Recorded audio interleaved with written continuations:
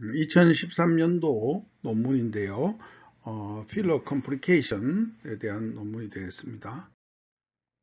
보통 이제 우리가 필러를 사용하게 되면 대부분의 경우에는 그 결과에 만족하는 경우가 많습니다. 그래서 굉장히 시술 자체는 성공적이고 굉장히 만족도는 높다고 알려져 있습니다. 그렇지만은 그 합병증이라는 것이 간혹 일어나는데요.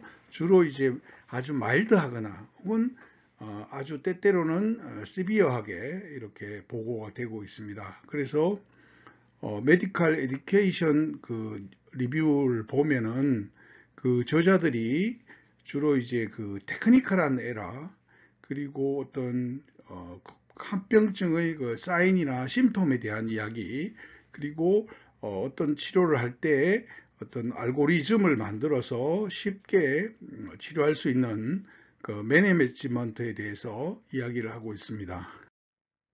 그래서 원래 이제 필러라는 것은 처음에는 소 콜라겐을 이제 주로 사용을 했습니다. 그것을 이제 보바인 콜라겐이라고 해서 자이덤이라고 하는 콜라겐을 썼습니다. 그런데 그 후에 이제 가장 많이 사용되고 있는 히아루론산이 이제 만들어졌고요. 그 히아루론산은 일종의 선상으로 된 그 언브랜치드 된 하이 몰큘라이고 이것은 이제 그라이코 사미노그리칸이라고 하는 컴플렉스가 되고 뭐와 닮았냐면 설탕과 많이 닮아 있습니다. 그래서 이것은 디그루크로닉 애시드와 N아세틸 글루코사마이드라는 것이 이제 연결되어 있는 그런 물건이 되겠습니다. 그래서 1934년에 메이오와 팔머라는 분들이 보바인 비트러스에서 이것을 처음 발견했고요. 이것이 이제 우리 몸의 피부라든가 어떤 조직에 많이 있다는 것을 알고 있고 이것이 이제 여러 가지 기능을 하고 있습니다. 그래서 뭐 물리적 기능뿐 아니고 화학적인 어떤 기능을 하고 있고 여러 가지 뭐 발생이라든가 아니면 세포 기능, 염증, 상처를 낳는다든가 이런 데 많은 작용을 하고 있습니다. 그래서 히알루론산 HA라는 것은 매우 그 아이디얼한 필러 물질인데요. 이것은 이제 불행히도 이제 굉장히 숏한 그 하이프라이프를 가지고 있습니다. 그래서 이것을 좀 더 길게 하기 위해서 BDD라고 하는 가교제를 써서 화학적으로 우리가 변형을 시켜서 이것이 이제 분해되는 시간을 좀 더 길게 함으로써 오랫동안 유지할 수 있도록 그렇게 하는 것이 이제 현재의 모습이 되겠습니다. BDD라는 것은 부타네디놀 디글리실딜 에이서라고 하는 그런 것이 되겠습니다.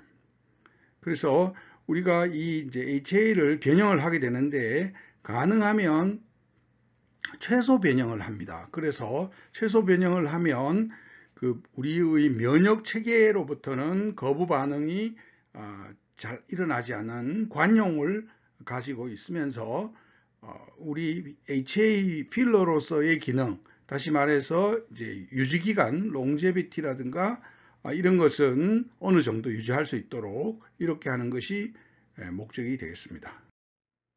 그래서 초기에 우리가 히알루론산은 주로 이제 동물에서 이것을 채취했습니다. 그러다 보니까 프로테인이 많이 혼입이 되어 있습니다. 그래서 어떤 문제를 일으킬 수가 있었습니다. 그래서 그 상업적으로 히알루론산을 우리가 이제 만들게 됐는데 주로 이제 스트랩토코커스의 그 AC 그룹에서 이것을 우리가 생산을 하게 되었습니다. 그렇게 되면 이 스트랩토코커스가 그 히알루론산 뮤코이드 캡슐을 만들게 됩니다. 그래서 여기에서 우리가 히알루론산을 채취하게 됩니다. 그래서 우리가 세균 어떤 브로스에서 많은 양의 비교적 순수한 히알루론산을 우리가 채취할 수 있게 됐고 그렇게 함으로써 우리가 동물에서 포유류나 조류 동물에서 만든 어떤 히알루론산보다는 채취한 히알루론산에 있는 어떤 복합 단백질이라든가 이런 것들을 오염되는 것을 우리가 막을 수 있기 때문에 조금은 정제된 단백질의 오염은 되겠지만 그래도 비교적 안전하게 우리가 사용할 수가 있게 되겠습니다. 그래서 이제 히알루론산의 그 유지 기간을 연장하기 위해서 우리가 살짝 크로스링킹을 하게 됩니다.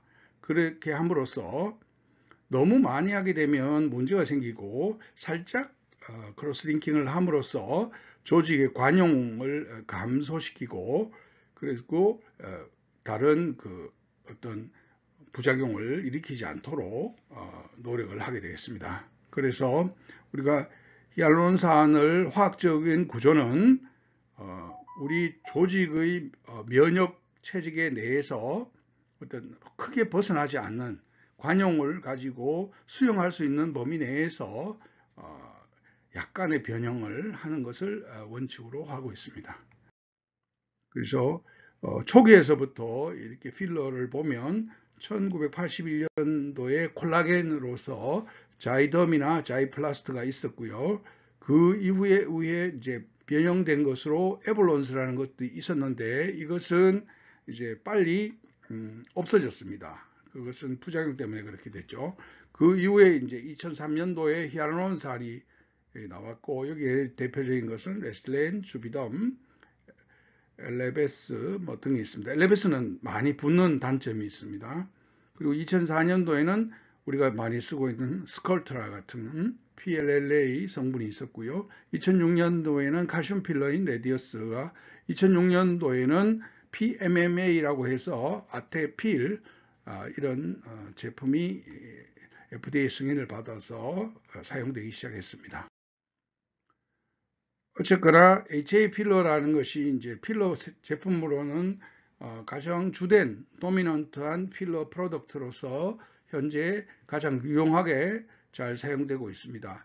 그리고 퍼머넌트한 더마 필러로서는 PMMA 제제가 있고 또 폴리아크릴 아마이드 같은 이런 제제가 있었습니다. 그리고 실리콘 오일이라든가 이런 제제는 실제로는 좋은 필러는 아닙니다.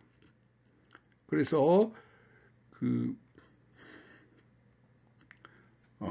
우리가 이제 여러 타입의 컴플리케이션이 이제 우리가 체크를 해야 되겠고요. 그래서 이것을 이제 컴플리케이션에 대해서 알고자 할 때는 우리가 더말 필러의 분류가 필요한데요. 더말 필러를 주로 이제 리버시브를 하냐, 일리버시브를 하냐, 혹은 이제 템포러리 한 필러냐, 아니면 퍼머넌트 한 필러냐 이렇게 이제 나누게 되겠습니다. 그 대표적으로 히알루론산은 리버시블한 더말 필러로서 대표적인 사례가 되겠습니다. 그래서 이것은 이제 히알루로니다제를 씀으로써 완전히 리무브가 될 수 있는 그런 것이 되겠고요. 히알루론산 필러를 써서 부작용된 것을 우리가 서머라이즈를 하게 되는데 여기에는 이제 의학적인 어떤 문헌이라든가 또 그 저자와 코퍼레이션하는 회사의 기록이라든가 여러 의사들의 기록 그리고 또 이제 전원을 받았을 때의 어떤 데이터 이런 것들을 종합해서 이것에 대해서 알게 되겠습니다.